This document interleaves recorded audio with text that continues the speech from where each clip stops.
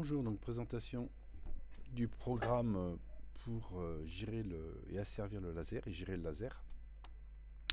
Donc on voit qu'on a 7 modes, mode réglage, mode thérapeute, où on verra plus particulièrement en détail, qui sert en fin de compte à incliner le laser et réaliser un asservissement angulaire. Après on a 3 modes manuels et puis 3 modes auto. Alors, je rappelle les modes, c'est avec le commutateur hexadécimal que vous avez là, qui va de 0 à F. Donc les informations rentrent sur RC0, RC1, RC2 pour choisir le mode. Le laser il est piloté avec RA5, la sortie RA5. Donc quand vous avez un niveau logique 1, le transistor Q1 est saturé, le laser s'allume. Là vous avez une structure avec un pont en H pour piloter,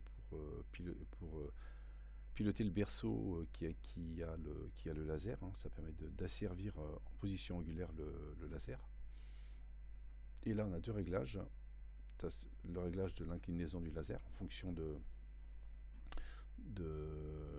ce que l'on veut, hein, exactement. Donc si on veut que le laser soit vertical, hein, puis on met vertical, normalement on met 5 volts, on met 5 volts. Si on veut qu'il soit horizontal, on met 2,5. Donc la canne ne sera jamais horizontale, en fin de compte, elle sera toujours verticale, et puis au maximum à 45 degrés, hein, par rapport à la verticale. Donc là l'inclinomètre, hein, qui nous donne une tension analogique, hein. Donc si la canne est verticale, on doit avoir quasiment 5 volts. Et puis si elle est horizontale, eh bien on a 2,5. Voilà. Si elle est verticale dans l'autre sens, hein, si vous la levez vers hauteur, eh bien on a 0. C'est une tension analogique, hein, qui varie de 0 à 5 volts. Et quand le capteur est à l'horizontale, on a 2,5. Là vous avez le pont en H. Là une logique à diode porte E. Donc là on a le sens plus le PWM, hein, c'est-à-dire la vitesse.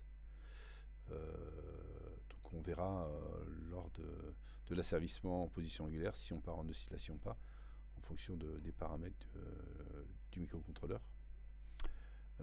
Donc là, au niveau information, là c'est les entrées AN0, AN1, c'est le capteur d'inclinaison et le réglage de quel angle on veut. Et puis après vous avez l'asservissement. Ça c'est la vibration, savoir si la canne vibre. Donc quand ça vibre, ça fait ça. Quand ça vibre plus, hein, quand la canne ne bouge plus, on est ouvert ici, hein. Donc on a une tension quasi nulle, hein, parce qu'on a une charge à travers 5R6 et une décharge à travers R6. Donc là, décharge à travers R6, hein, voilà.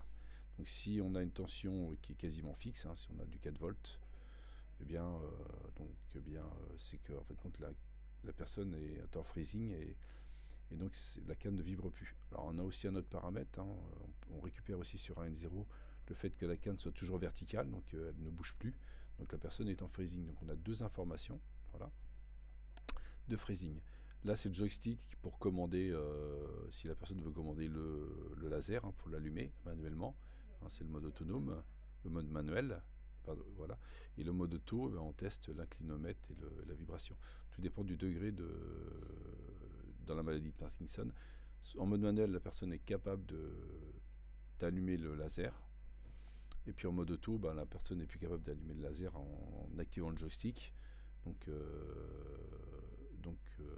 à ce moment-là, on est en mode auto et on teste le capteur ici de vibration, hein. Là vous avez la référence, hein. C'est un MVS 0608.02. Voilà. Mettre connecteur à l'horizontale par rapport au sol. Donc voilà, donc on va voir au niveau de l'asservissement, hein, plus particulièrement dans le mode 0. Hein. Le mode 0, c'est le mode thérapeute. Donc comment on peut asservir en position de laser, en position angulaire le laser, en fonction de la consigne qu'on va mettre ici sur AN1, sur le réglage d'inclinaison. Donc le mode 0, voilà, on règle comme ça. Et puis en fin de compte, si on simule, débogage, oscilloscope, donc on voit que là on pilote, hein, donc on mesure ici le PWM, donc là on pilote. Donc si on veut arrêter de le piloter, il faut que les deux tensions soient équivalentes, 339, voilà, là on a 254, voilà, 254, si on arrive à 2,54, normalement le PWM s'annule. Voilà, donc on a servi bien en position. Donc là, le moteur est à l'arrêt. Ce que donne le capteur d'inclinaison est égal à la consigne demandée. Hein. Donc par exemple, si la canne est verticale, on a quasiment 5 volts. Voilà, donc là, si j'ai une consigne, il y a plus de 4 volts. Voilà, bien, lorsque le capteur va avoir 4 volts 35, il va arrêter de piloter le moteur. Donc voilà comment il fait l'asservissement. Il faut impérativement que l'inclinomètre soit sur le berceau où il y a le laser, hein, parce qu'en fin de compte, en fonction de comment on pilote le berceau, eh bien, on récupère l'information de l'inclinaison. Et quand les deux tensions sont égales, eh bien, le point H n'est plus alimenté. Alors, il faut savoir que c'est un moto-réducteur, hein, donc vous avez quand même le fait qu'il y ait un réducteur fait que vous avez le maintien en position par la partie mécanique. Alors, si c'était un moteur courant continu, là ça irait pas. Hein. Il faut un motoréducteur, hein, c'est-à-dire un moteur à courant continu plus un réducteur. Donc nous on a pris grosso modo un tour par seconde de rotation au niveau de la fréquence de rotation en tours par seconde. 60 tours par minute, quoi. Voilà. Donc au niveau du programme, donc là on va surtout s'intéresser au programme au mode 0, hein, mode thérapeute. Donc là je valide le PWM, donc là c'est des variables, hein, allumer le laser, compteur 0. Là je récupère RC0, RC1, RC2, donc ça c'est le choix dans quel mode on est. Donc là on est dans le mode 0. Donc là ce que je fais c'est que j'allume le laser. Je récupère la consigne et le capteur, c'est au niveau de l'inclinomètre, et la consigne que je veux. Je calcule l'erreur, la différence entre les deux. Si j'ai aucune erreur, si le calcul est égal à 0, bah à ce moment-là, le PWM, je le mets à 0. Et puis 0 c'est 4 et A4 ça c'est pour le sens. Ça c'est pour le sens de rotation du moteur, donc j'arrête tout. Si j'ai un calcul positif, donc s'il est supérieur à 1, eh bien j'active le moteur. Donc là j'ai le calcul, en fin de compte le PWM est fonction de, plus je m'approche de 1, en fin de compte plus le PWM diminue, hein, pour faire varier lentement le moteur, pour éviter de partir en oscillation. Donc la valeur du PWM, si j'ai un gros écart au début je vais vite, et plus j'atteins la consigne, plus je ralentis le PWM, plus le PWM est faible. Et puis là, si c'est plus supérieur à 1, ça veut dire que là j'ai la consigne, donc j'arrête le moteur. Si c'est négatif, je fais tourner le moteur dans l'autre sens. Hein. Donc là j'avais 1, 0, voilà, c'est 0, 1. Et puis c'est le même calcul. Voilà. Pour les autres programmes, les autres modes, c'est la même chose, hein, c'est même démarche. Hein. Sauf que là je viens de tester le joystick, voilà, mode manuel. Le 2, j'ai rien. Joystick mode 3, donc je rappelle le mode, par exemple le mode 3, c'est mode manuel. Si j'appuie sur le joystick, alors le laser pendant 20 secondes. Voilà. Donc là j'ai. Alors le calcul, il faudra voir ce que ça donne. Hein. Voilà. Le mode 4, donc là c'est le capteur.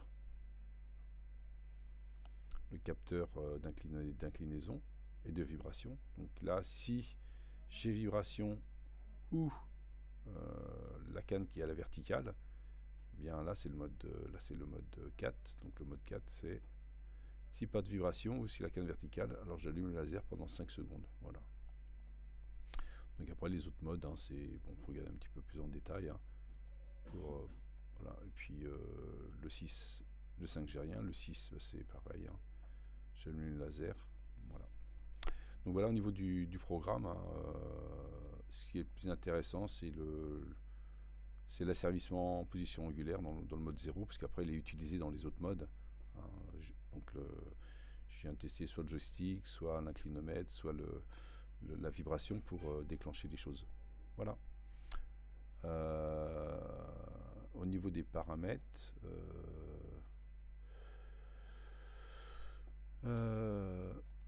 Donc là, je suis en oscillateur interne. Voilà, je suis avec un 16F1503.